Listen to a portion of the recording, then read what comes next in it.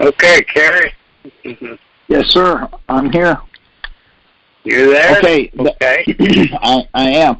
The guy that wants to get a hold of me, if you'll look at the email you got to get on here, Ed's email is there. Email Ed so he can get a hold of me. But you need to let me have your phone number so that I can call you back. But I'm running most of that through Ed. That way, if you email Ed and you have a question that you need to talk to me, he'll email me and then I'll call you.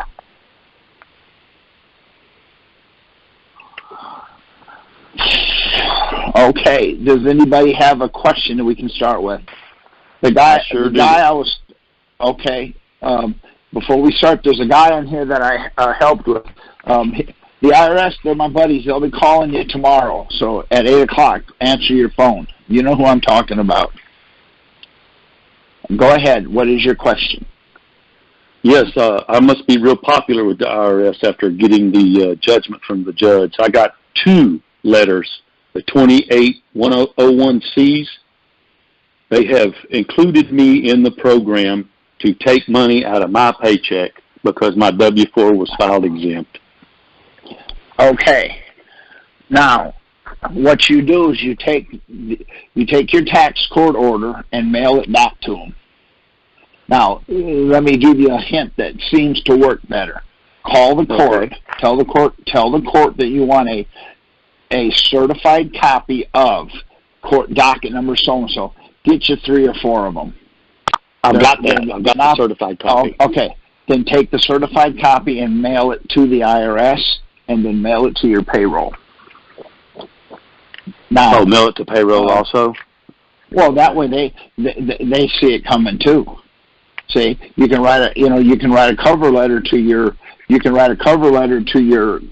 payroll saying that you've gone to the court, you had it adjudicated, and the court downgraded it to a notice of lien, notice of levy. Therefore, a notice of levy is not a levy. And don't worry about it. Let them try to figure it out. Because see, in other words, there's profit in confusion. Okay? So the IRS said, well, we got a levy. Take his money. Well, you don't have a levy. You have a notice of levy. Now, I'm not going to get into the argument with them. Well, the reason they don't know. So all you have to do is tell them that you went to court. You went to the United States Tax Court, a court of competent jurisdiction. The IRS agreed. The commissioner agreed that they didn't do your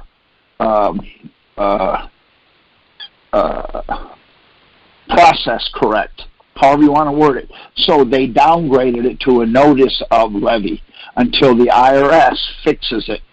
You can't take my money. Because, see, that gives the company something to lean on. See, because what we're finding out is when we go to the bank and the bank says, well, we have to take your money. Why? Well, we got a levy that says they do. Oh, I believe you. Let me see it. Well, when they show it to you, it's a notice of levy. Then I come back and say, well, no, that used to be a levy. I went to the court, the tax court. The IRS said to the tax court that they violated Title 26, 6212, and 6213 as it says right here. I have that highlighted. So they downgraded it because they didn't have jurisdiction to do a levy. They downgraded it to a notice of levy. They got to fix that so they can make it back to a levy. But that's already been adjudicated. See, now there's a ray of doubt there. Does that make sense? Yes, sir. Sure does. See, this is the first. Go ahead. Go ahead. Well, this is the first letter I've got from them with a name and a signature. Right. So. Right. See, but what we can't do is we have to stop trying to argue something that you can't argue. See, what I'm finding out, most people argue an argument they cannot argue. That doesn't make any sense. The argument that they're doing, it sounds pretty good, it looks good on paper, but it's absolutely worthless because of the way it's set up. See? Okay. See, if you take a fine Swiss watch There's 750,000 different pieces in there. All you have to do is break one of the gears off, and the watch won't work. So what we're trying to do is that's what we're trying to do. We're trying to stop the watch from working, but we're not breaking the right piece off. Now, I'll try to tell them anything when I send the deal back in, or I just send it in? No. Well, what I do is I never tell them anything. I ask. Now, let me. Do you mind if I ask you a couple of quick questions here to show you? Go ahead. Okay. Now, you're in court. I'm the attorney, and I make this comment to the judge. He's the dumbest individual in the courtroom. I want you to defend that. How are you going to defend that? Go ahead and defend it. How am I going to defend you saying that I'm the dumbest individual in the courtroom? I'm the prosecuting attorney. I tell the judge, this man is the dumbest man in the courtroom. Now, I want you to defend that. Well, how can I defend it? I probably am the dumbest man in the whole courtroom.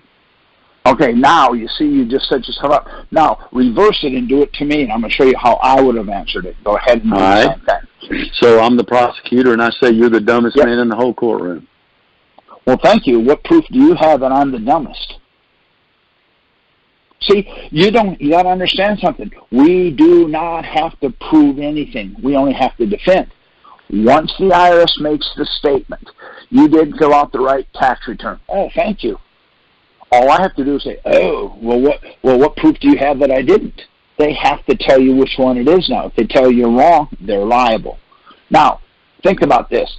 I'm going to charge you with 100, what do you call it? I'm going to indict you for 100, what do you call it? 100, what? Counts? Yeah, 100 counts. I'm going to charge you with 100 counts. How many of those 100 accounts have to be right? All of them. That's exactly, there you go. So if you have to have 100 counts and you have to have all of them right, then why would you say, well, that's not me. I'm not a. Doesn't matter. Wow, what proof do you have that, number one? What proof do you see? Once they make the announcement, or once they make their statement, all you have to do is make them prove it. Now, let me ask you a question. I'm going to make another statement. You've been cheating on your wife. How would you answer that? I would say, okay. Now, how can you prove I'm cheating on my wife? How do you even know my wife? See how simple that was? Well, see how simple that is? Yeah. See? Now, me, I would have, but instead, well, wait a minute. No, I don't. I've been married for 42 years. I'm happy. My wife, she rubs my back at night. She fixes me dinner. I take her out on Friday. I put gas in her car. See, we're trying to prove that we didn't.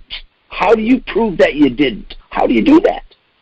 Yeah, exactly. See, instead of trying to prove we didn't do something, why don't we just say, oh, because I cheat on my wife. Every time we play cards, she has to watch me like a hawk. Because if I can lay down 2 cards, I'm going to do it. That's cheating. If I can move my marble 3 spaces with 1 roll, I'm going to do it. You got to watch me. When it comes to these games, I cheat all the time. Now that changes the whole story, doesn't it? Exactly. See. Now you're in court.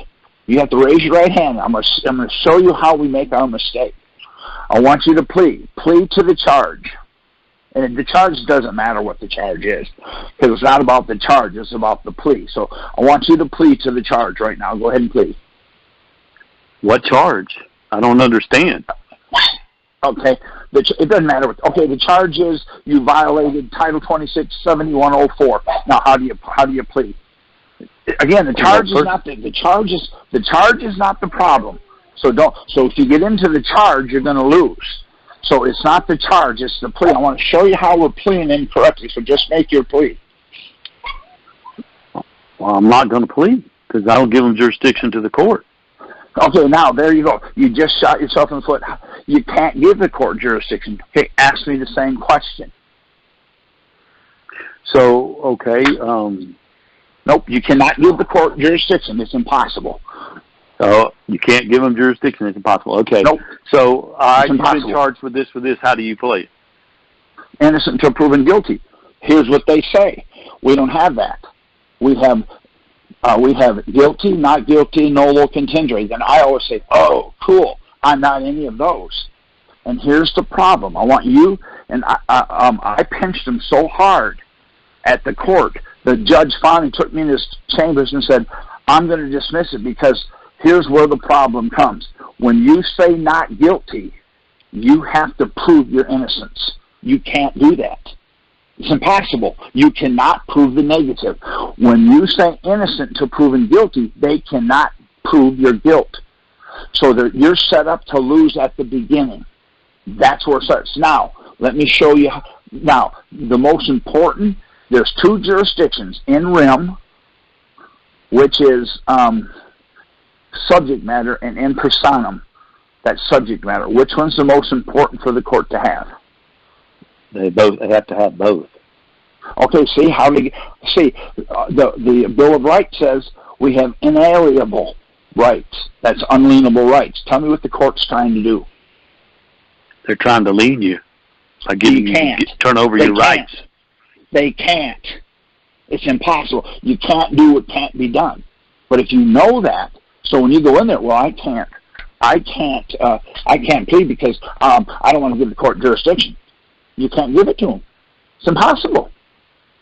Now, let me prove my point. Your wife wants to get a divorce. So your wife goes to the federal district court. The federal district judge gives her everything, the kids, the animals, the savings, the house, both cars, and you have to pay her $1,000 a month. Tell me what she just got. Nothing. Why? District court didn't have jurisdiction. Wait a minute, but she went in there and she gave it to him and you gave it to him and you stood up there and said, I give you the jurisdiction. I signed an affidavit. I'm going to sign a jurisdictional statement saying you have it. Now what do they have? What did she get now? They have my ass if I sign the papers given it Nothing. to them. Nothing. They can't have it because the court doesn't have it. The court doesn't have it. You can't give it to them. See? Oh. So now, if you think they have it, now I want you to think of this one. You think about this one for a minute, okay? You're married and you have a wife. I'm married and I have a wife. Do you see where this is going? Yep.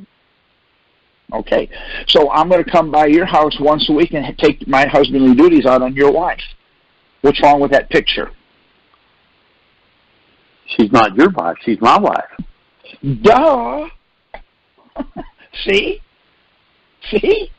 Well, no, but I'm saying she is. I'm saying she can do that. Okay, you're lost. See what I'm trying. See, in other words, it makes sense. If they don't have jurisdiction, how do you give it to them? Well, if I tell them gobbledygook, gobbledygook, okay. So if you say gobbledygook, gobbledygook, what do they got? Nothing. Why? If they don't have it, they can't get it. Period. So they could get subject matter. They could get that one. Because if you're speeding and you go to a speeding court, they could have that. They can never have in personam on the grounds that the Bill of Rights says we have inalienable rights or unalienable. Now think about this for a minute. I tell them that I'm innocent until proven guilty. The court always says we don't have that. You can't do that. So I say, why not? They say, well, because we don't use that here. So then my question would be, can I plead the fifth? What do you think the judge is going to say? No. No, he's not going to say that. He's going to say, well, of course you can plead the fifth. What is the fifth? Tell me what the fifth is. I don't care what it says. Incriminate yourself. Nope, I'm not asking you that. What is the Fifth Amendment? Not what it says. What is it? It's the Fifth Amendment to the Constitution. Oh, it's the Bill of Rights. Didn't he just say I could? Okay, he just said innocent or proven guilty. You can't use it. Why? Because that's the Bill of Rights. Oh, but I can plead I can say I plead the fifth. That's the Bill of Rights. So you can't use it, and then you can use it. Now, I've got myself a 100% winnable, what do you call it, appeal. Doesn't that make sense? Okay. Yeah. See? Sure does. Okay. Now, let me ask you another question. I kick you as hard as I can, and I kick you directly in the scrotum. And I mean, it's a direct hit. Would it hurt? Well, hell yeah. Okay. Now, I'm going to ask Ed if it hurt. Hey, Ed, if I kick him in the scrotum, would it hurt you? He's muted. No, it Okay. didn't. Didn't feel it. Okay, so you lied to me, didn't you? Wouldn't hurt me. Wouldn't hurt you. Why? See the problem? What you just created for yourself? You said it would hurt. I'm going to bring 100 people in there to testify. I kicked him in the scrotum. Did it hurt you? All 100 of them are going to say no. The judge will say, wow, that was kind of stupid. Now ask me the same question so I can show you. All we have to do is answer these questions, understand what they're asking us. When we answer the questions, if we answer the question the way it's asked, now ask me the same question. Okay, if I kicked you in the scrotum, would it hurt? Thank you for asking. Hurt whom? Because as soon as you answer it, you're in a box. So I'm going to ask them one more time. Hurt whom? Okay, Your Honor, I want that question deleted from the questions. I want that question taken off of the. See, now I just neutered the question. It's no good to them anymore. See? Doesn't that make sense? Because if they say, did it hurt you? Yes. Now they can bring in 100 people. It doesn't matter what they say. Why? Because you didn't ask them if it hurt them. You asked if it hurt me. Buddy, it would hurt like the dickens. Now, if I bite you on the cheek and take a chunk out of your cheek and your cheek starts bleeding, would it hurt? Yeah. All right. Ed, if I bite his cheek and take a chunk out of his cheek, would it hurt you? Don't bother me. Sorry, fella. Oh. Sorry. You're trying to fight an argument. You're trying to win an argument that's absolutely impossible for you to win because you're not answering the questions that's asked. You're answering a question you think was asked. So if I took a bite out of your cheek, would it hurt? Hurt who? So the same thing, huh? Well, wait a minute. Hurt whom? Say, Your Honor, I want that questions. I want that questions. Now, I want to ask you one more. Now, what color is a red shirt?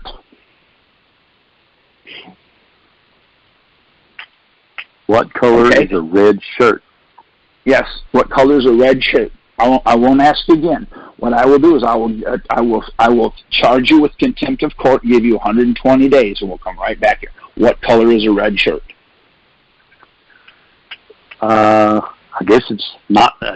What red shirt? Hello? Okay. What red shirt? If the shirt you're wearing, if it was red, what color would it be? If it was red, it would be red. Okay, now I'm going to bring in a blind guy. The man was born blind. When I bring him in there and sit him down and ask him what color it is, what's he going to say? You can't see it. You don't know. So you lied again, didn't you? See, what's happening? I see it. Oh, okay, ask me the same question. All right, so what color is your red shirt? Well, to whom? Okay, I see where you're going. Okay.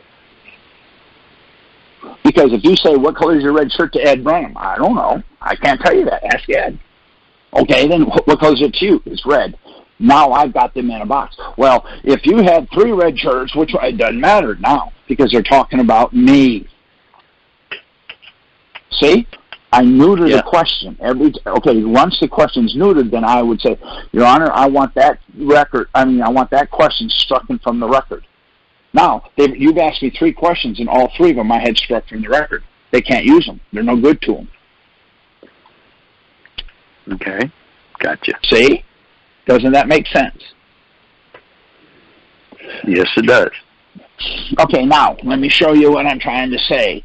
What state are you from? Texas. All right. I was originally born in Michigan.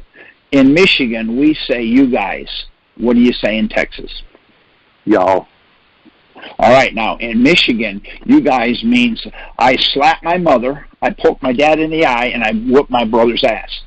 What does y'all mean? Means all of y'all. Well, see what you just did? Now you're defending in a position you can't defend from.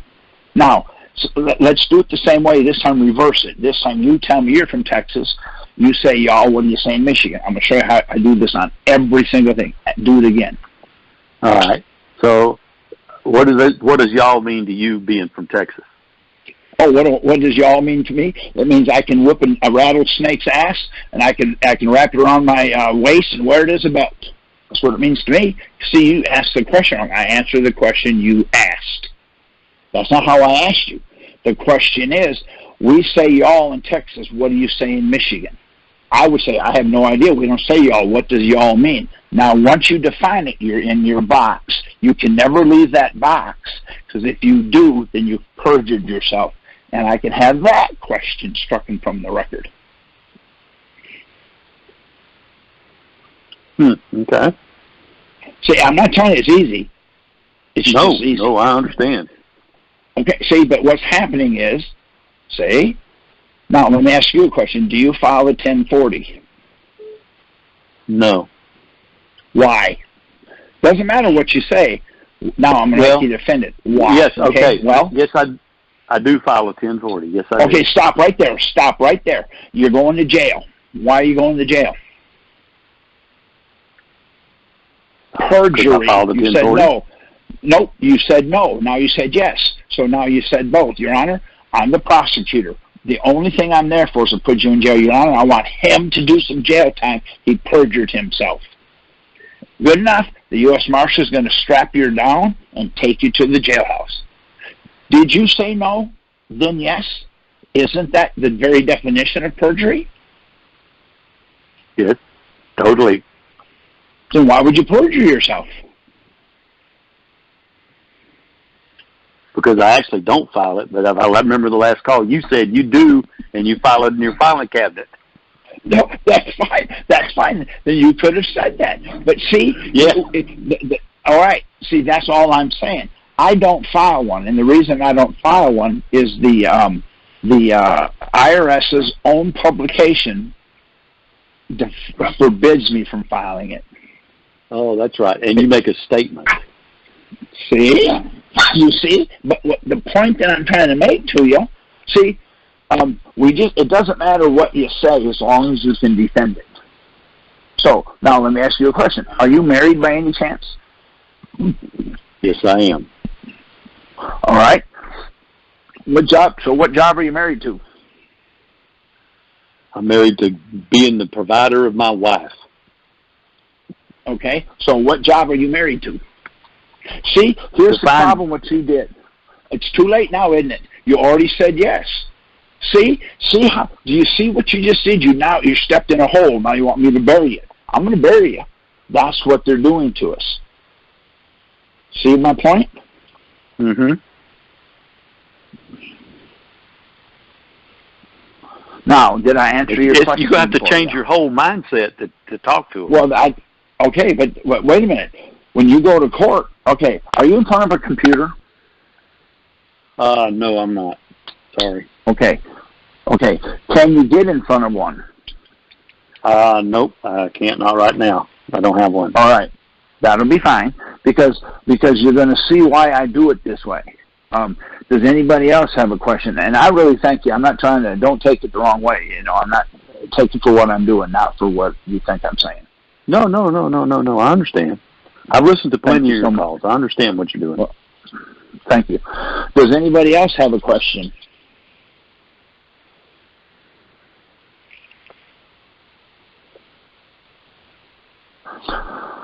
Well, it's going to be a short night, it looks like. So you can tell me where to go on the computer, though, and I'll go as soon as I can get to one. Well, I can tell you where to go, but you're not going to like it. On the computer? Well, see, Do you see how the whole story changes, don't it? Yeah. All right then. See? Does anybody have a question?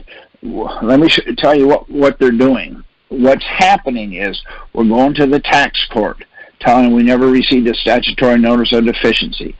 We never received a statutory notice of determination. The court's coming back saying, or not, the court doesn't say anything. The prosecuting attorney or the DOJ through the commissioner says, well, they want this case dismissed because the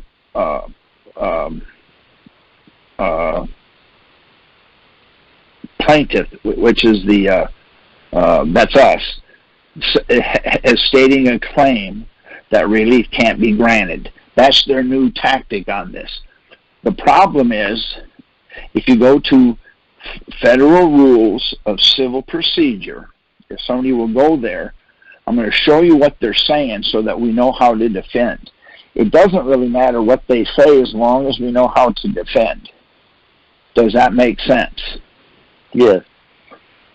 So if somebody would go to the computer and put in Federal Rules of Civil Procedure, I'll show you how to, when you go into the court, what's happening is we've really started hitting them pretty hard because they're coming back with the most bizarre things they can do because we're getting stuff dismissed all the time. We're getting Social Security reinstated. We're getting all kind liens lifted, levies taken away, all for using the court order.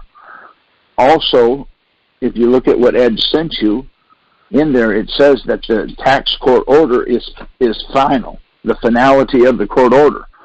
The IRS has 90 days to come back and change their mind, but they can't because that would be perjury.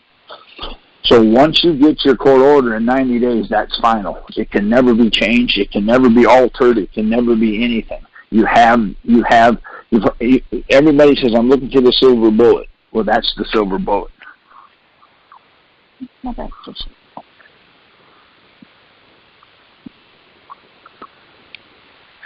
Does that make sense to you? Is somebody in front of the computer here? That makes total sense. Well, what we're trying to do is we're trying to change the way we think. Because, yes. See, okay, so,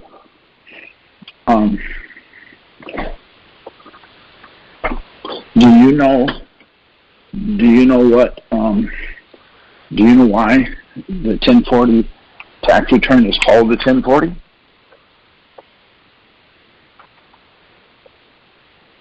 No. Okay, why isn't it called a 1039 or a 2019? I have no idea. Really? Okay, since you don't know, I'll let you be dumb. I won't tell you. The only way I'll tell you is if somebody's got to ask me, because I'm not gonna run with the. So why is it named the 1040? I don't know. Why don't you tell us? I ain't got a clue. I'm just making stuff up. Oh, okay. Well, during the Civil War, Abraham Lincoln borrowed money from the Federal Reserve or the Bank of England, the Rothschilds. When he did, they gave him 10-year bonds and 40-year bonds. So do you think that has anything to do with it? Probably so. Yep. Okay, so when you fill out a 1040, according to the Grace Commission, not one penny goes to the federal government. It goes to the Bank of England. Exactly. Because you're admitting you're paying back the 10-year, 40-year bonds. Now, I want you to think about this. The United States year ends December 31st. Why isn't the taxes due March 1st, January the 9th, March 30th? Why is it due April 15th? Why is April 15th so important? Maybe it's not. because everybody can get them done. If you can get them done April 15th, you can get them done April 1st. You would just start a little earlier, fill in what you can, and then make the final adjustments. You could actually have them done January the 2nd. But why is it April 15th?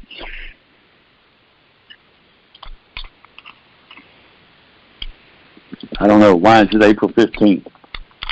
Come on, you know. Abraham Lincoln got shot that day? No, he got shot on the 14th, but he died on the 15th. Oh, okay. So isn't that just a coincidence? I don't know. Slightly. But I don't think the government does anything on a coincidence. So when you do a 1040, you're agreeing to pay back the 10-year and the 40-year bonds. By doing so, the government doesn't get one dime of the money. It's due on April the 15th. As long as you do it by April 15th, then if you ask for an extension, they will extend it. But you have to ask on or before the 15th.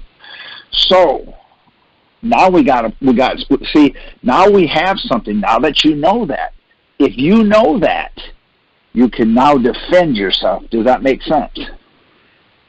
Correct. Okay. Okay, if you're going from Texas and you're going to go to Oklahoma, can you go, let's see, can you go west and get to Oklahoma? Due west? No. Really? So you can't go due west one block and then make a U-turn and then go north? You can't do that? Okay, no problem. See, you answered it before it was defined. Okay. So me defining it for them is not a good thing. No. Okay, then let's see if it is. Let's find out if it is, okay? Okay. Do you know what a red herring is? Yeah, I think it's a bird. No, sir.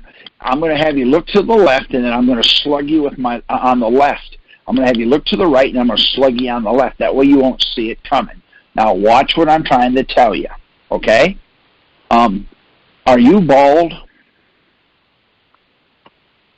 I don't know. Can you see? Can't you see my head? No, I cannot. That's why I'm asking you. I want you to. Are you bald? To who? All right. To somebody looking at you, would you be bald? No. Okay. So I want you to do me a favor. Then I want you to drop your pants and take a picture of it and send. I used to play basketball. I've never seen a man that had hair on his head. Never in my life. Never once.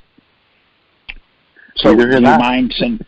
Okay, but you said you weren't bald. You're talking about a wrong head. No, sir, I'm not. I asked the question. The only way you can answer it is, what's the definition? Oh, see? In other words, once it's defined, then you can answer the question. See? Yeah. Does that make sense? Okay. Gotcha. See? Okay. Now, do you like ice cream? It depends on what type and if it's cold. Okay. It's ice cold ice cream and it's chocolate. And there's certain brands I don't like either. So you have to define the brand and yeah. Okay. Bluebell. Oh, of course. Okay, now, Bluebell in Michigan, you take a dog turd and you whip it up in vanilla ice cream and you put on the outside of it Bluebell. So, boy, I wouldn't eat that. It would even smell bad, wouldn't it? No, but then you wouldn't step in it either. Like Cheech and Chong. No, but did you see what you did? You defined it again. Yeah. See, now, if someone would go on, and we've done this before, I can show you what they're saying and how they're saying it, what they're doing and how they're doing it. And if you know what they're doing and how they're doing it, when you defend yourself, it's easy to defend because you see it coming. See? Now, let me ask you a question. What car's faster, a Chevy or a Ferrari? Well, you would have to tell me what size engine and year, make, and model and Okay. What kind of gas they're using? Okay. They're using. They're both using racing fuel. The Corvette's brand new, and it's got a V8 in it, and the Ferrari had a V12 in it. So they running a quarter of a mile? They're doing a straight track, yes. A long track, or they... Straight, eighth of a mile. An eighth of a mile. Eighth of a mile track, yeah. From a dead stop, a rolling stop, or professional drivers, start. Not professional drivers? Both of them are professional drivers. From a dead stop, rolling stop? A dead stop. Do they both have slicks, or one has treads, or? Okay, both have the same tires on them. Oh, they all have the same tires on them. They Now, have professional drivers. You did not catch the one main thing. I told you the Corvette has a V8, and the Ferrari had a V12 in it. Had a V12. Oh. So what does it have in it now? Nothing. It blew up. Then I guess the Corvette's going to win. Oh, see, ain't that something? See, that one piece that you missed, that's what I'm doing for you. That's the red herring. I get you here. I'm going to tell you as much as I can. Okay? How about this? A Ferrari or a Volkswagen Beetle, a 1966 Beetle with a 4-cylinder engine in it. Which one's fastest? Well, if the Ferrari has no engine in it, then the Beetle. See how the story changed all of a sudden? See, that's what they're doing to us. What I'm trying to do for you is when the IRS sends you something in the mail and it says that we did an audit on you and so we changed your return. Well, if they changed your return, that's a substitute for return. That's an SFR. What does the Internal Revenue Manual say about an SFR? I couldn't tell you that. I never looked that up. I can tell you. Says, okay, then tell them. It says, furthermore, if anyone carefully reads the Internal Revenue Manual, Section 5, 1.1.6.8, IRC 6020, you can easily see that the numerous forms that are permitted to create by SFR, but noticeable, it is not absent that there are direct reference to the 1040. So the 1040, you can't do one. So if you did a 1040 and they changed your return, that's a felony. But if you knew that, see, now you have an argument you can go to.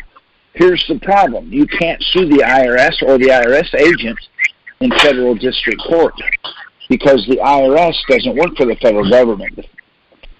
So there's no jurisdiction. But if they do an SFR, that's the Internal Revenue Manual. That's a federal that Congress wrote that. Now you can take them there because they violated federal statute. Does that make sense? If you understand that puts you in the driver's seat. See? Okay. That's what happened to me this weekend. Yes, it did. That's why that's the reason I used that one, sir. Thank you for that. Now, what kind of a bike is made in America? Does anybody know?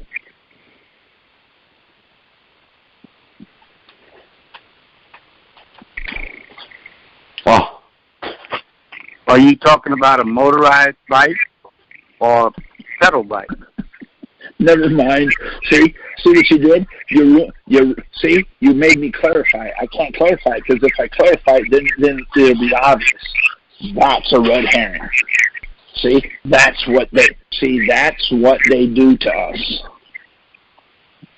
Does that make any sense to you now?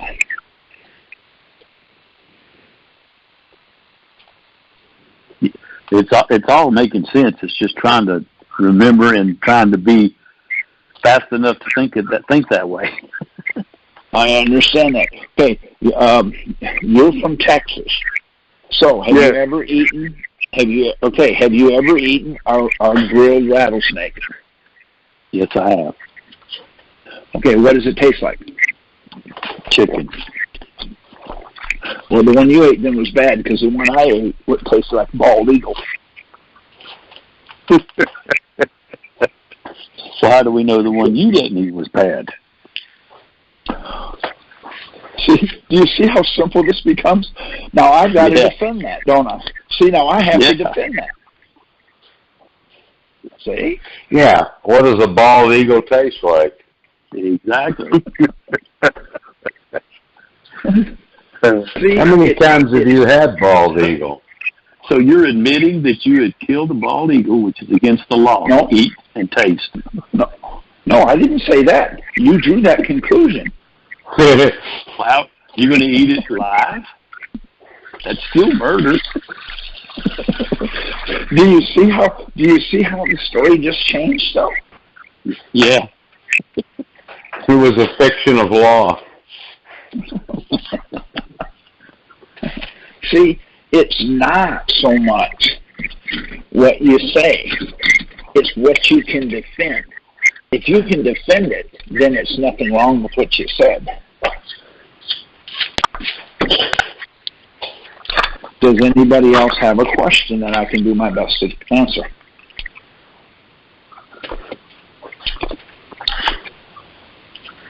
Gary, I have a statement to make.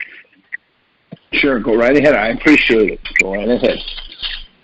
The SFR that the IRS filed on my behalf, they said it was a 1040 form. It was a letter of deficiency for December 31st, 2018. And their own paperwork says that they cannot file a 1040 for me. I sent them a paper. Go ahead. I sent them a copy of their own paperwork from their manual, and I haven't heard anything back from them in 3 days. Now, where the problem comes, if you read what they're saying and answer the question they asked, don't answer the question they didn't ask. Because when you answer the question they didn't ask, what you do is you throw yourself under the bus. Right. Don't volunteer any information that's not asked. That's exactly right. See? Now, does anybody have a question? Thank you for that, Brazoria. You're welcome.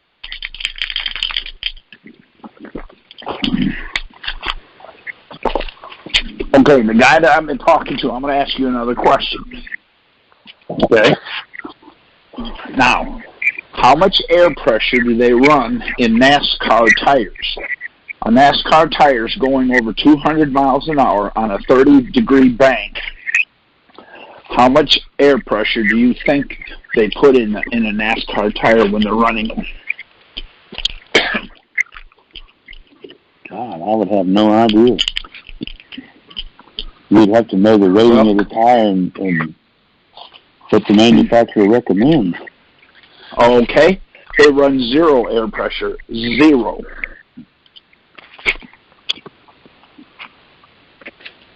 I guess if that works, huh? No, they run nitrogen in it. See? What you're trying to do is you're trying to show me how smart you are. You're trying to tell me, well, you look at the sidewalls, see when they were built, how much tread they have. Let's see what you're doing. What you're doing is you're throwing yourself under the bus. I'm going to let you keep talking. Once you've talked yourself out, then I'm going to say, no, NASCAR tires, you can look it up. What they do is they use nitrogen. So it doesn't matter if it's 1 pound or 5,000 pounds. None of it's air. It's nitrogen. That's right. See? So, okay, well, let's go back to my original question. If the government's going to charge you with something, the charging instrument has to be what percentage correct. 100%. Somebody's got a little bit. Okay, see. So when I said air pressure, see, somebody's got something going on in the background. Would you hit *6 and mute yourself so that we can? It's real loud on my end. There you go. It sounds like an echo almost. Do you see the problem we're having? Yes, I totally see it. And see, it's not that we're doing anything really different. What we're trying to do is we're trying to show you that there's more than one thing to answer, and by not knowing what they're asking. Hey, Ed, mute everybody, Ed, if you would. I'll come back on because there's a real loud.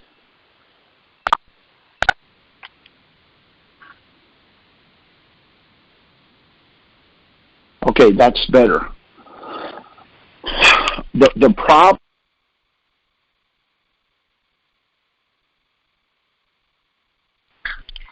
problem that we're having is we think we hear them say something. See what I'm saying? And we don't. What we're doing is we're answering the question they want us to answer. By doing so, you're walking up and you're saying, boy, these judges, they're corrupt as they can be. They are, but we're giving them the corruptness. We're allowing them to be corrupt because we're not taking that corruptness away from them by not giving them a possibility to answer it or rule the way they're ruling. Now, does anybody else have a question that I can answer? Hit *6 so you'll unmute yourself. Then after you unmute yourself, you can ask your question and then hit *6 and then we'll do what we can for you. Now, yes. Would you ask do we have any new ones that are just starting out doing the petition and stuff on this call? And if so, do they have any questions or problems with it? Okay. Does anybody here understand what Ed asked? There's a set of forms that the United States tax court gives you. We fill it out and we mail it back to them. Has anybody in the process of starting that? Has anybody here starting to do that? They filled out their tax forms. They've sent them into the tax court, and they're waiting on their judgment to come, so that I can kind of prepare you of what's going to happen. Is anybody like that here? That way we can get you prepared. That way when it happens, you'll be Johnny on the spot, and you'll understand it. But what will happen after you send off your package, your forms? The DOJ, that's the Department of Justice, it's an attorney. They're going to call you. It could be a woman or a man. But they'll call you. When they call you, they're going to ask you, why are you doing this? Or something very similar to that. What's the reason for you filling out this blah, blah, blah? Well, the answer is, because I never received a statutory notice of deficiency, I've never received a statutory notice of determination for years, whatever years you're using. And the reason we do that, because let's go back to the original question. If the government's going to do something, it has to be 100% correct. If you'll look up Title 26, Section 6212, and read it, it says the notice of deficiency it's authorized by the Secretary. If you look up 6213, it says the notice of deficiency is mandatory. There's no options. So if you didn't get both of them, then they cannot move forward. If they can't move forward, then they can't lien you or levy you. Once you get your court order Whatever they say to you, you send that back to them. Now, in the last 3 weeks, we've had about 8 people go in front of the judge because the IRS is trying to levy their account. So what they're doing is they're saying, okay, what we're going to do is we're gonna put you in the court. You got to go to the court. If it's, for example, in Texas, you have one in Houston, Dallas, San Antonio. We're going to set you up to go in front of the tax court in Dallas, Texas. Well, you can't get into the court. They're shut down, so they're doing what they call a virtual court. What happens is you get in front of your computer or your phone, whatever it is you're using, and normally there's 2 IRS agents. There's going to be a DOJ attorney, and there's going to be a judge, and there's going to be you. There could be more, but normally there's 5. So what they're asking you is they'll ask, is there a reason you don't file?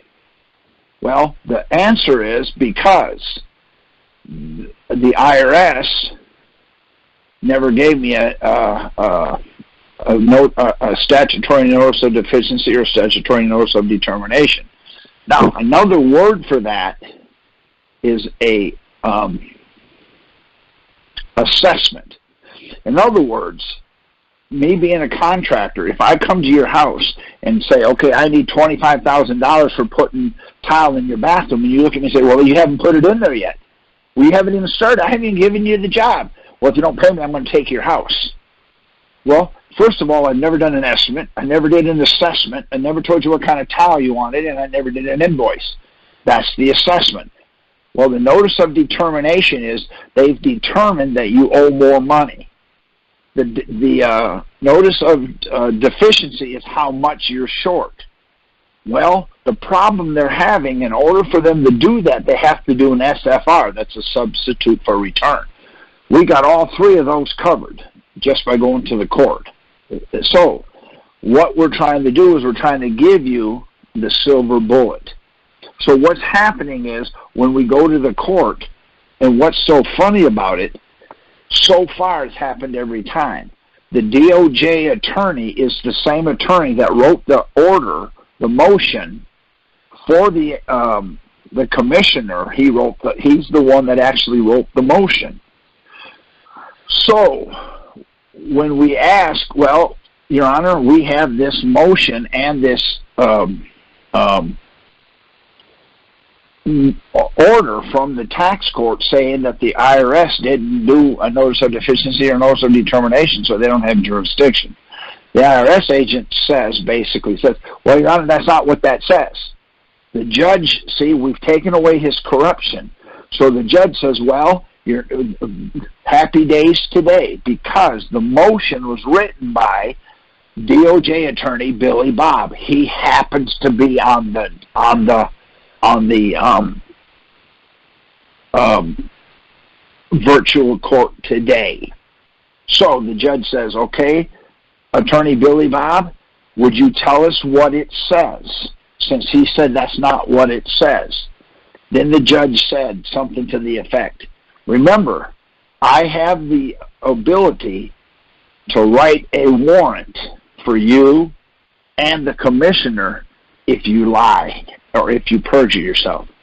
Out of the mouth of the DOJ's attorney says, me and the IRS agent has agreed that we want this case dismissed and we want it sealed. The judge says, that's not a problem with me. The nice thing about having it sealed, that means they can't use anything in it. Nothing in it can be used. It takes them 5 to 6 to 7 years to get you to this point. So that means they just went back 7 years. So it's important for you to get this, I think. I don't give legal advice, but the reason I think it's important, if they're not knocking at your door, you have time to get it. If they're knocking at your door, you're going to have a hard time getting it in time when you need it. So get it while you have time, and they're not after you. Now, if you look at what Ed sent you today in the email, it's got the forms and they're filled out proper. It says John Doe right on it. You can fill it out, and it tells you where to mail it and everything. It shows you where to send it. It's all right there. This is the first time in a long time we've actually have an answer that we can actually be on offense with the Internal Revenue Service. We don't have to defend anything. Does anybody have a question about the tax court order or anything else?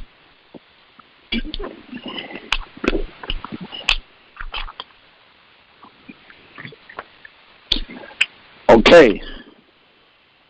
Does anybody have a lien on them? Yeah, I got a question. Okay, please ask it. I've got the order. I've had it for a couple of years. Now, there's a few years they keep chasing me on, and there are years that I may have filed a 1040. Let's say the number was $1 million. Not the number, it's just the number up. I understand. And then they changed it to because they said that they didn't have some self-employment deduction, so they changed it and lowered it and then raised it and then called it a frivolous filing. That's fine. What does that sound like to you? It sounds like fraud. It's not. Sure. Well, it's not fraud. It could very well be fraud, but they have a particular name. They have a particular slot. They have a particular hole that they call it. They call it a substitute for return. Now, first of all, do you understand? Do you know what a substitute for return is? Do you know what one is? I believe so. Okay, since you believe so, why don't you tell us? Then if you're wrong, we can correct it and get everybody to believe it too. It's return filled out by... No. Okay. No. You fill out your return, and you put it down there that you made $10. They owe you $1 million. They come back and say you made $11, and we only owe you $900,000. They made a change. They substituted a number somewhere on that 1040. They substituted something. So that's a substitute for return. They substituted something on your return. That's an SFR. That's their own definition of it. Now, if you want to see it in black and white, Ed has it. Email Ed telling me you want to see the SFR. If he doesn't have it, I'll make sure he has it. But it says right on the SFR.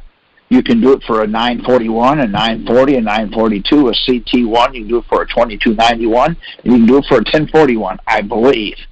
But 1040 is not listed, so they can't do one for that.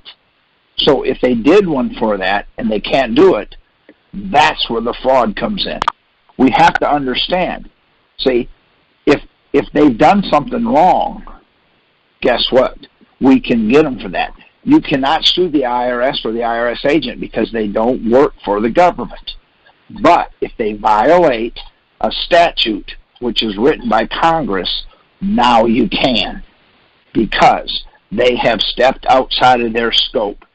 In other words, say, I'm a tire guy. I put tires on cars, so I decided to put brakes on it. I put brakes on a guy's car, and I don't tighten the bolts, and the calipers sling off the car. They're not going to sue the tire shop. They're not going to sue Goodyear because I put Goodyears on the car. They're going to sue the shop because I was outside of my scope. That's what we're doing here. We're making the IRS put brakes on them when they're not qualified. So what we do is we're not going to attack them because of the IRS. We don't like them. And see, the other problem that I do when I talk to people, I'll ask them, well, I want the money back that they stole from me. Well, wait a minute. They didn't steal it from you. You gave it to them. Let's have a change of attitude. Let's go get the money that you gave them. You want it back now. You loaned it to them. In other words, I'm saying the same thing. It's just that instead of getting angry, because when you get angry, you're going to say something. I don't know if you've ever been mad at your wife. you're going to call her names or say something that just is way out of character because it makes her angry. You're going to call her something that she doesn't like. Why? Because I'm trying to make her mad. That's what we're doing with the IRS. I'm so mad at them, I'm going to call them that they're a bunch of SOBs. Well, that doesn't help your situation. See? Just stay calm, stay focused, and use what you have. Now that you have it, make them step outside of their scope of work. Now, if you have a lien, do a 12277 form. That's an IRS form, and it's a 668Y release form. Well, a 668Y is the form. The 668Y is the notice of lien form. So you fill it out, send it in. They're going to get back to you 100% of the time. They're going to say you don't qualify because of 6332J. Well, 6332J has nothing to do with the IRS. But if someone would get on the computer, I'll show you what they have jurisdiction on. Anything outside of the jurisdiction that they say they have, they're no longer in it. We can now attack them on the grounds they're outside of their jurisdiction. See? Does that make sense? See? Yeah, total sense. I got that. I got that letter. What letter? The 32J letter. Okay. I got to respond to them. They of course, I know the first one they turned you down, and then they added the line in there. It said right. you could be subjected to criminal punishment. See, and that's perfect. Use that. That's the wording you want to use on the letter you send to them. Are you in front of a computer by any chance? I am. Okay, the guy that said I am, would you go online and put in 1040 instructions? I'm going to show you how simple this is and why what we're doing, it works. I'm going to show you how to have your liens lifted. Instead of going off half-cocked, we're just going to go off 3/4 cocked. And what we're going to do, if you will, go to Title 26, Section 60. I'm sorry, the 1040 instructions. I'm sorry. When you get it called up, come online, and I'm going to have you go to the page and read it, and then I'm going to show you why what they're saying makes no sense. Yet they're violating the law. Now we can do something about it because they're outside of their scope. See, if you take your car and it has a carburetor on it, you take it to a shop that only works on fuel injection, and you come back there and the car doesn't run, well, what are you going to do? You took it to a fuel injection guy. I don't know anything about carburetors, so what we did is we took the carburetor off and put a different one on there. Well, that's for a Ford. I got a Chevy. Oh, I didn't know. You deserve what you get. Because why would you take a carbureted engine to a fuel-injected guy? See, I have a car and it's got a 4-speed in it, so I took it to the AMCO automatic transmission specialist. I got it down there, and he didn't know what a clutch was. Well, that ought to tell you something. That's what we're doing here. We're trying to force our will upon them. All we have to do is dangle the bait in front of them, and they take it every time. So the guy that was looking that up, did you get the 1040 instructions downloaded? I'm looking at IRS tax year 219, 1040, and 1040. That's fine. Okay, I don't want the 1040. We want the 1040 instructions. Go to page 100.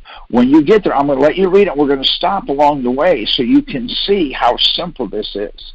So the guy that's got the 6332J, I talked to a guy today. He was in California. I don't know if he's on here or not, but after we're done with this tonight, you should be able to handle what they're doing to you. The problem we do is we try all this other stuff first, and we get so far down the road, they take our money, and then they've been taking it for 8 months, and now we're so broke we can't pay attention. Now we got a problem. So what we have to do is we have to do the right thing the first time so that they don't get so much. Are you on page 100? Is this Disclosure Privacy Act? Okay, now you broke up a little bit. Start over. What is it? What is at the top of the page? Disclosure, Privacy Act, and Paperwork Reduction Act notice. Okay, now this is a notice. This is a notice out of the Internal Revenue, out of the 1040 instruction booklet. Now, it's got 3 columns. Go to the left column, come down to the 3rd paragraph, and start reading the 3rd paragraph, and I'm going to stop you. So we're not in a hurry. You read it slow so that I can stop you, and so we can decipher what they're saying, so we have a good grasp of it. Our legal right to ask Stop right there. All right, stop. You're not. Stop right there. It says our legal right. Now, who's our?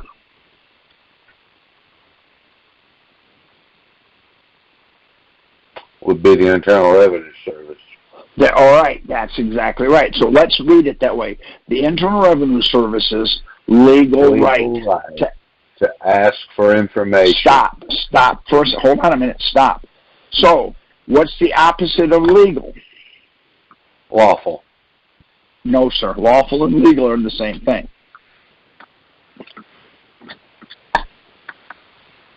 The opposite of legal.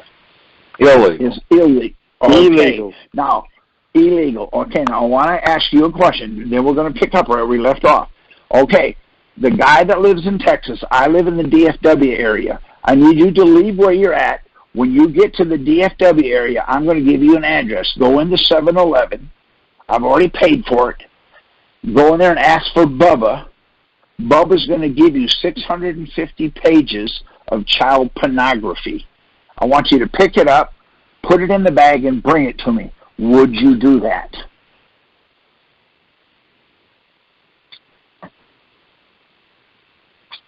I'll assume by your silence you will. I'll text you over the address. Okay, would you do that? No. Why? Because it's illegal. There you go. So, in other words, if the IRS is doing something that's illegal, they're asking you to pick up child pornography. I want you to understand how powerful this is. So, the IRS's legal right to ask. Now, let's finish reading that, and I'm going to stop you again because there's another key phrase in there. Go ahead and finish that up for me. I appreciate it. The IRS's legal right to ask for information is Internal Revenue Code Section 6001, 6011, and 6012A. And their regulations say... Stop right there. Hold it. Stop right there. Now, the legal right that they have is 6001, 6011, 6012A, and the regulation. Now, I want, under the 12277 form, I want you to release my liens because they were put on prematurely. They're going to come back and say, we can't because you don't qualify under 6332J. What did they just do? They quoted something that's outside of their legal right to ask for information. Okay, so then that means that they asked you to pick up child pornography. They asked you to go pick up some cocaine. They asked you to go go and get a baseball bat and beat somebody to death. This is how powerful this is. In other words, 6001, 6011, and 6012A is the only legal right the IRS has. So you didn't file a 1040 because of 6901. What did they just tell you?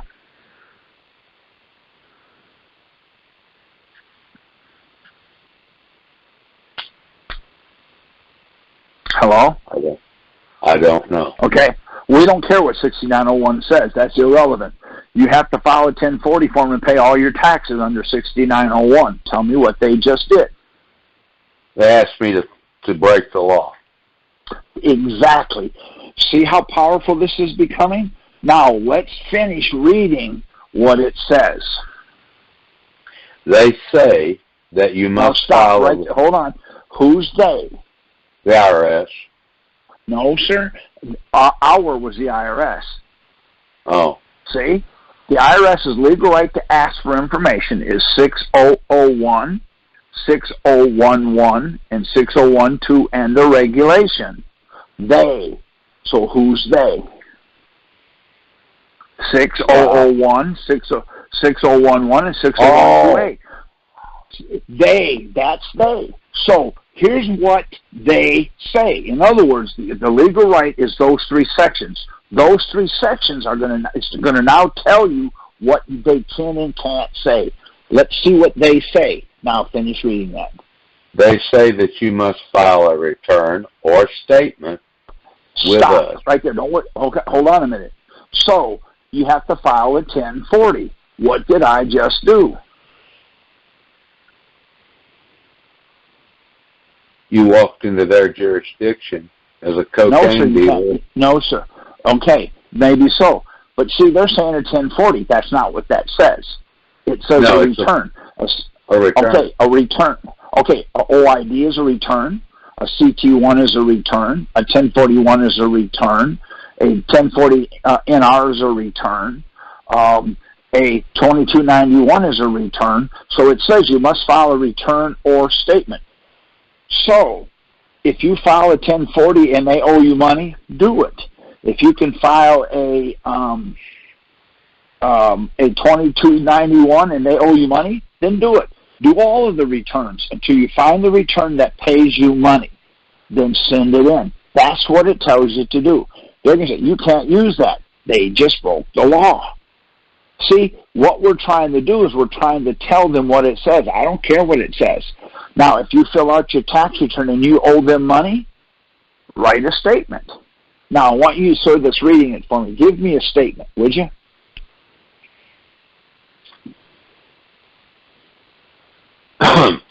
I live in Texas.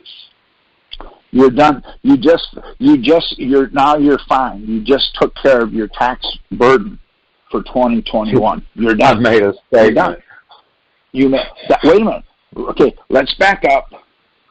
They say, what does it say? They say what? File a return or a statement. Okay, with us. Now, who's us? I assume the Internal Revenue Service. Okay, but wasn't the IRS? So it says with us. Okay, see? So I don't take anything for granted. So what I did is I couldn't figure out what us was, but I thought it said with U.S. So I took a box and I wrote U.S. on it. I filled out my statement and I threw it in my U.S. Okay. Does that make sense? You don't send it to anybody. You file it with U.S. Wait, stop right here. Okay, I want you to first of all show me. See, you're stepping a conclusion. Show me where it tells you to mail it to. Give me the address in that statement where to mail it. Go ahead. There isn't one. Oh, so then why don't you just do a 1040? It doesn't tell you that either. Why don't you write them a check for $700,000? It doesn't say that either. See, I'm an idiot. It says in there, file a return or statement with U.S. So I have a box. It's a red box, and it says U.S. on it. And what I write on it is I type every year. I write each sit and die. And I sign it, and I stick it in U.S. Now, when I get a letter, it says, we notice you didn't file your 1040. Well, of course not. I'm current on all my I'm current on all my statements. Any and all statements that are due, I'm done. Then I send them that page and tell them, have a nice day. Isn't that what it says? And then what I do is here's how I word it. I say under the Paper Reduction Act, Privacy Act notice, I am current on all my statements. See? Because they're telling you this is a notice. Now, a notice of levy, they'll take your money. A notice of levy, they'll seize your bank account. So wouldn't a Privacy Act, Paper Reduction Act notice be as powerful as a levy notice? See, now what are they going to say? Well, notices don't count. Thank you for saying that. Now I got what I wanted. Take it down to the bank, and I'm going to change the bank's name to Carey's Bank. Why? Because they're taking. See, I'm doing what it says. Doesn't that make sense to you or not? Well, sure. See? So why would I look into anything? See what I'm saying? Now, let me show you what I'm talking about, the guy that's with me on the phone. I'm going to ask you a question, okay? And then I want you to defend it if you can. All right? My dick is bigger than your dick. Now, I want you to tell me how big yours is so I can, just tell me. You can lie to me because I don't want to see it. Then I'm going to tell you how big mine is so that I can impress you. Go ahead. Tell me. 6 inches. Is that length or diameter? Diameter, of course. Okay, wonderful. My next door neighbor is Richard Brown. What's another name for Richard? Dick. He's 6'9" and weighs 612 pounds. Oh, I guess which you one's got bigger? Richard Dick. See? What I'm trying to tell you is, why did you go there? See, what I did was, there's my red herring. I set you up so that you would think that way. They're doing the same thing. I just don't fall for it. You must file a return or statement with us, with U.S. No problem. I file a statement every year with us. Not a problem. If they want to see it, I'll go down there and I'll pull out the 60 pages I have in there, put it in an envelope, and I'll send it COD.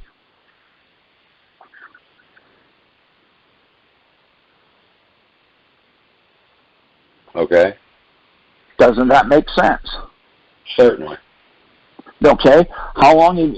Then now I'm going to ask you a question. Do you file a 1040? No. Why? Because I'm not a volunteer. No, sir. You're not a volunteer. Okay. Now you see what you just did. You brought yourself into it. I don't file a 1040. I know. See, I don't file a 1040 because the Privacy Act, Paper Reduction Act notice forbids me from it. What do you mean? Yeah, they tell me I have to file a statement. So I do. I'm current on all my statements. See, the reason I don't file a 1040 because the Privacy Act, Paper Reduction Act notice says I can't file a 1040. It says I must file a return or statement. I choose the statement, so I'm current on all my statements. If you want to see them, let me know, and I'll get them packaged up and send it to you. See, I don't have to worry about defending it. Well, because I'm not a volunteer. Okay? Now, let me ask you a question. You stepped in it, see? Define volunteer for me. Someone who voluntarily does everything they're told.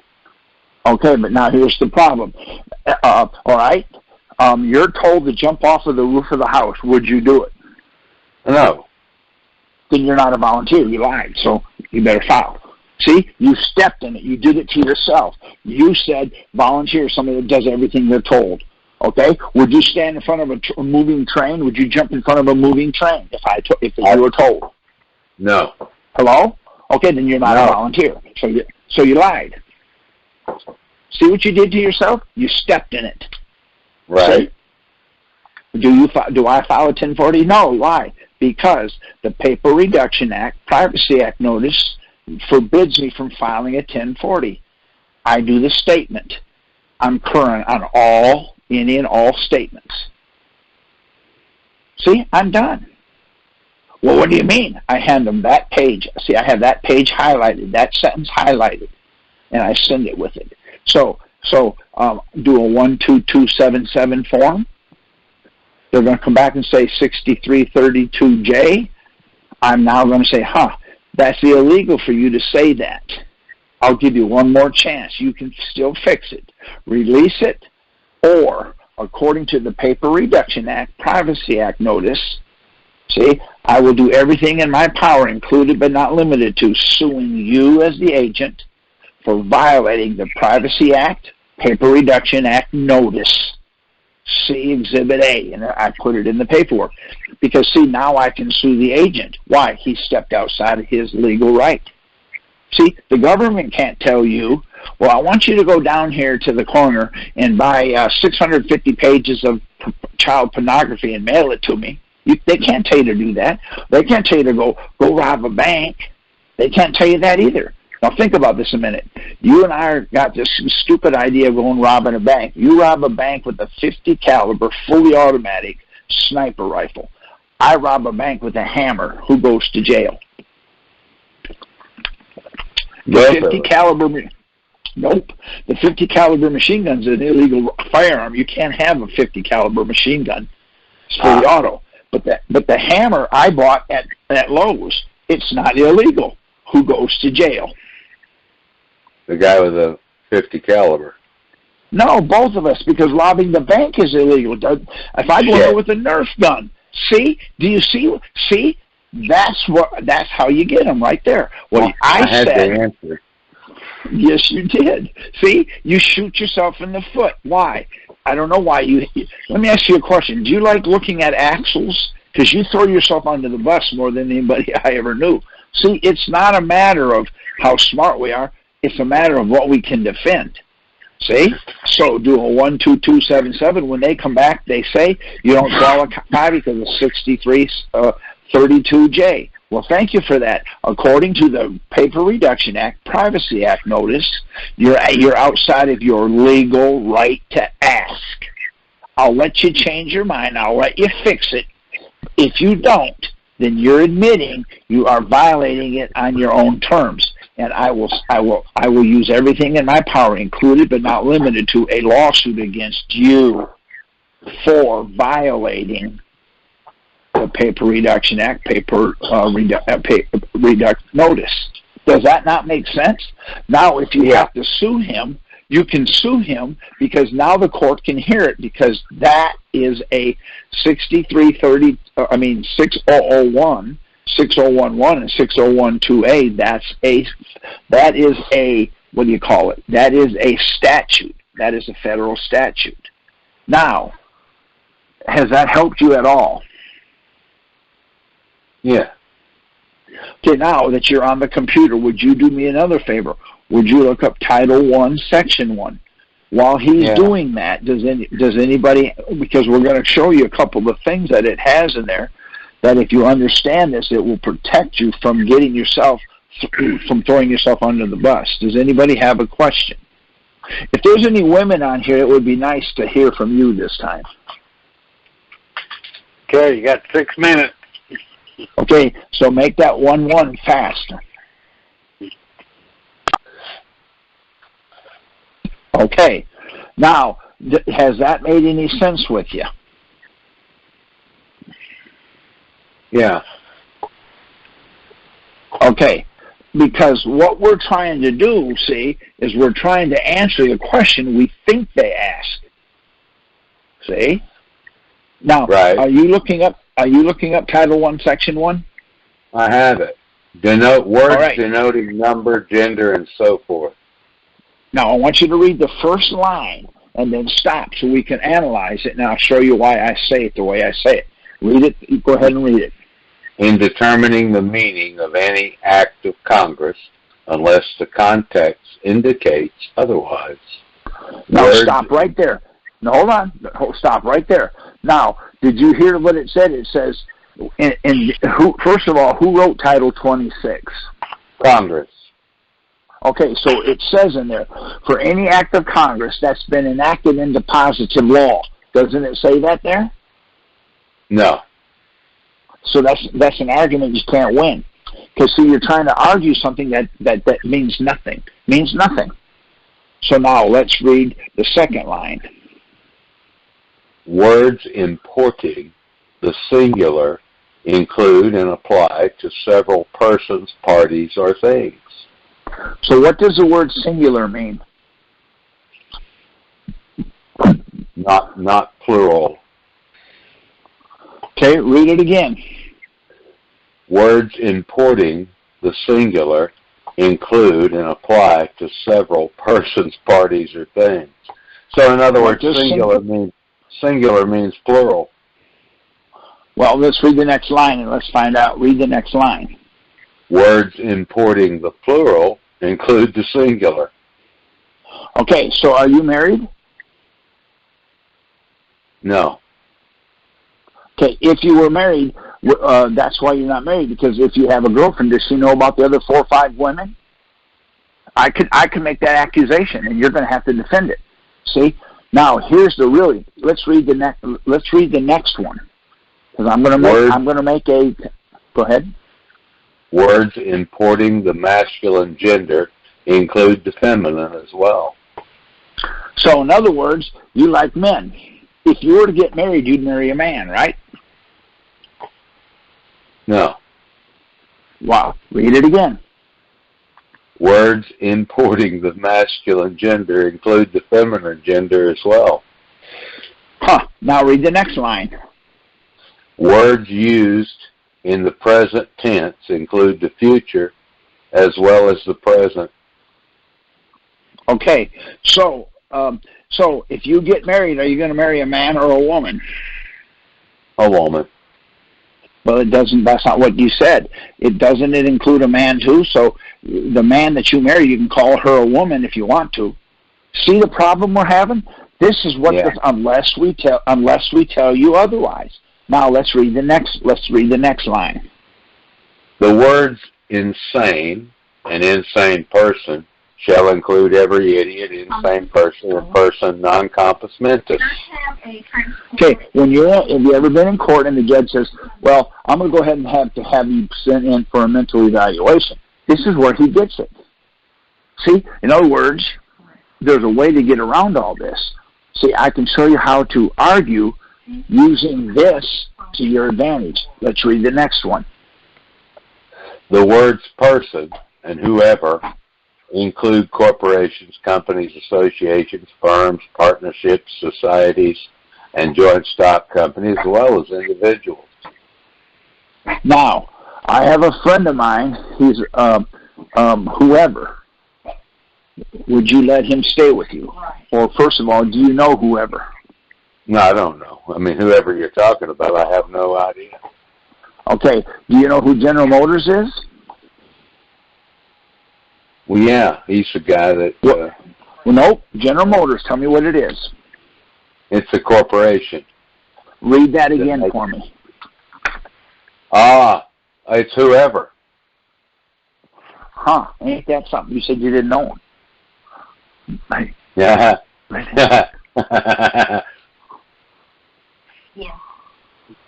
Yeah. You're peeled. Oh, yes. Do you see what I'm saying? So yeah. What you're saying to me, you're a liar, aren't you? Yeah. See, now how are you going to go in court and perform now let's read the next one. Officer includes any person authorized by law to perform the duties of the office. Oh. My question is, if your wife is driving down the road, and before we go to that, what's the first name of every policeman you know, or have ever met, or have ever seen? Officer. Okay. So if an officer pulls your wife over, reaches his hand down her blouse, and fondles her, what are you going to say?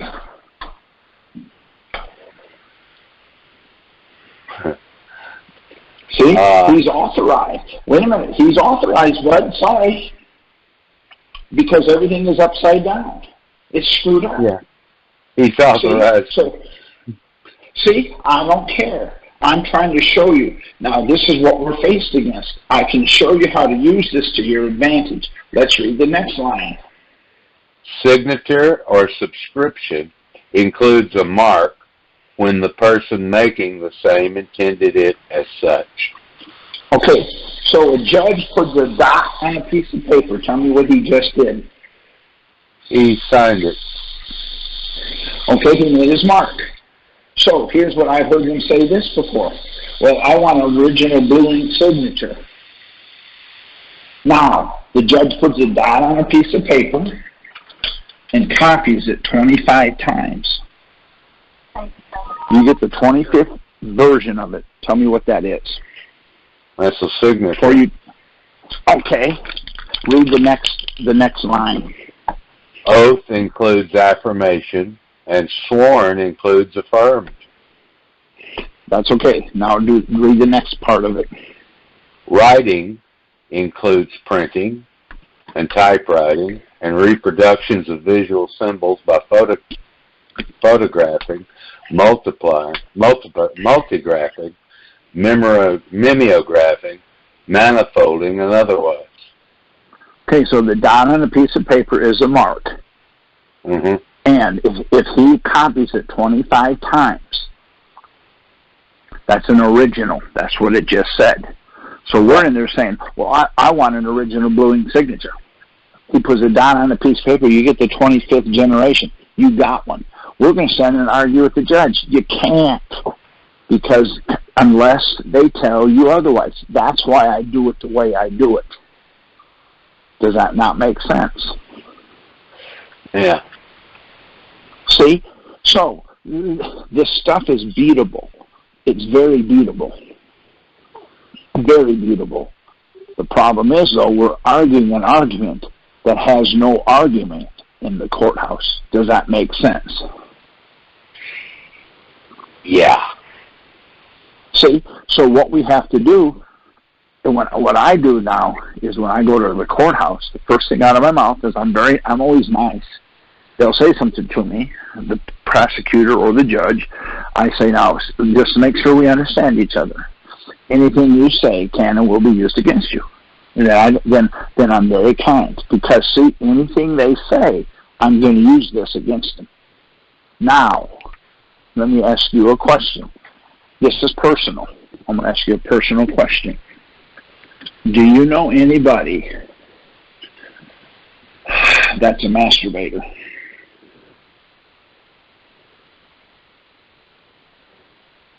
You mean the guy that puts worms on fish hooks? See? See how it changed the whole story, didn't it? Yeah. A commercial fisherman that baits hooks all day, that's what he is. His title is masturbator, because he's a Sooner master. or later, he would master it, wouldn't he? See? So, see how the story changed just by knowing where we're going. Time's up, Kerry. Now, okay, perfect. Does that make sense?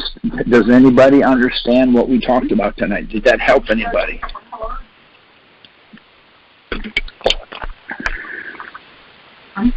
Okay, Ed. Okay, folks. Our next call will be the 24th of this month. And I want to thank y'all all for coming on. And we will bid you good night.